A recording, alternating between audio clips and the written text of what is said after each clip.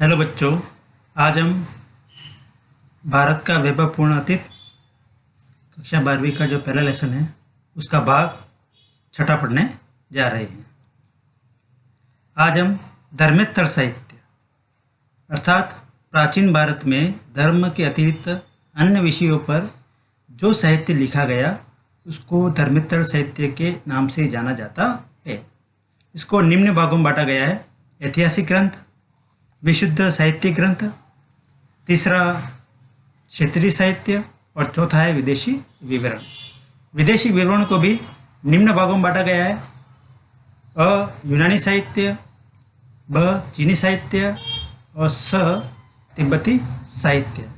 इस तरह धर्मेत्तर साहित्य के निम्न भाग है।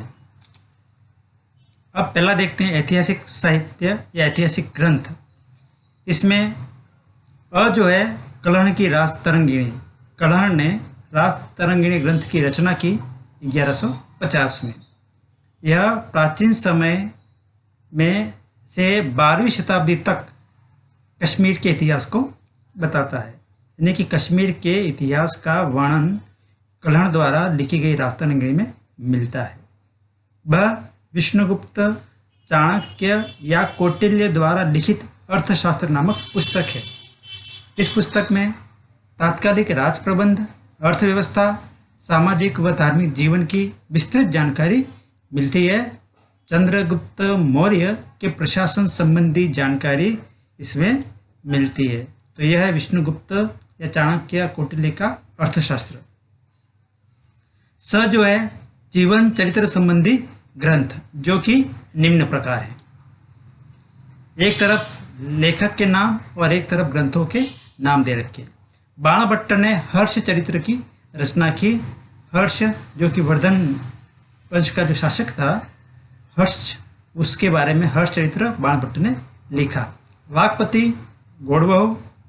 विल्हण ने विक्रमांक देव चरित्र की रचना की। जयसिंह जिसने कुमारपाल चरित्र की रचना की। नयनचंद्र सूरी जिसने हमीरमाह काव्य लिखा।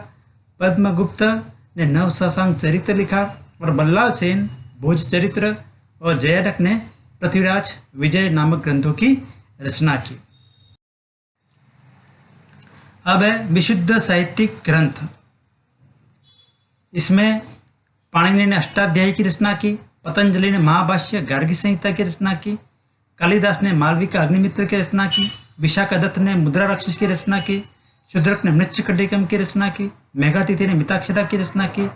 कामांदक ने नीतिसार की रचना की। विष्णु शर्मा ने पंचतंत्र की रचना की, जो कि बहुत प्रसिद्ध ग्रंथ है। इसका अनेक भाषा में अनुवाद हो चुका है।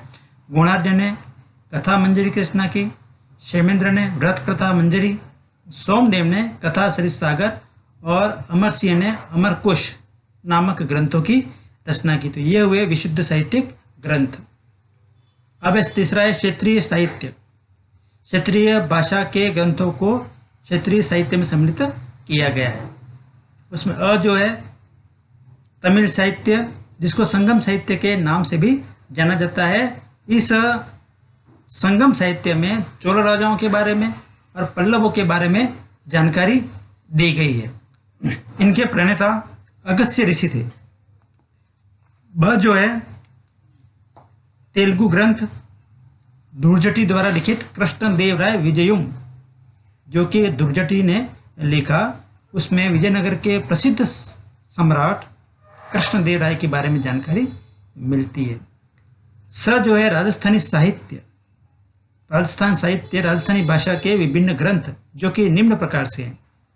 अ है चंद्र बरदाई द्वारा लिखा गया पृथ्वीराज रासो। पद्मनाभ का कान्हड़देव प्रबंध। बिठू सुजा का राव जयसिंह छंद और सूर्यमल्ल मिश्रण का वंश भास्कर। नैण सिंह का नैण सिंह ख्यात और बाकीदास का बाकीदास की ख्यात। तो ये राजस्थानी भाषा के प्रमुख ग्रंथ। इस प्रकार हमने विशुद्ध साहित्य ग्रंथ, क्षेत्रीय साहित्य ग्रंथ के बारे में पढ़ा। धन्यवाद।